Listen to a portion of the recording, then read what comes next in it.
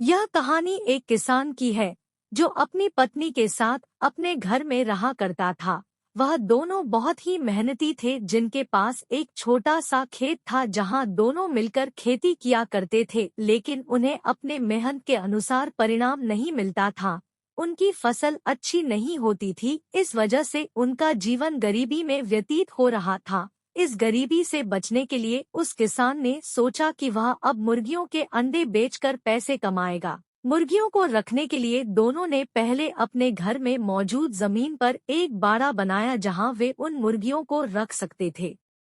बाड़ा बना लेने के बाद वह किसान बाजार गया और वहां से कुछ मुर्गियों को खरीद कर ले आया। मुर्गियों को वह बाड़े में रख दिया और उन्हें खाने के लिए कुछ दाने दिए। किसान और उसकी पत्नी ने मुर्गियों का ख्याल रखना शुरू कर दिया।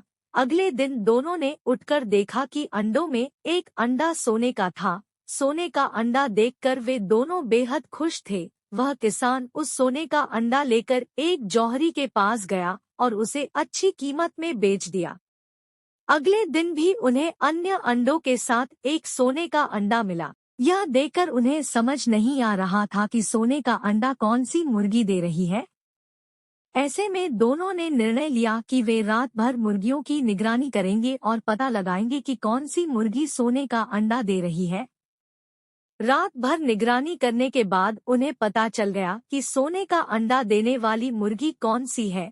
दोनों ने उस मुर्गी को अलग कर दिया और उसे अच्छे से पालने लगे। वे दोनों मिलकर उस मुर्गी का अच्छा ध्यान रखते थे। लेकिन एक दिन किसान की पत्नी सोचने लगी कि कब तक वे दोनों एक एक सोने का अंडा इकट्ठा करते रहेंगी। किसान की पत्नी को जल्द से जल्द धनवान बनना था। ऐसे में वह अपने पति किसान के पास गई और उसे बोली, हम रोज एक एक सोने का अंडा इकट्ठा करते हैं, लेकिन हम कब तक ऐसा करेंगे? मेरे पास इससे भी अच्छा एक सुझाव है, जिसे सुनकर आप खुश हो जाएंगे।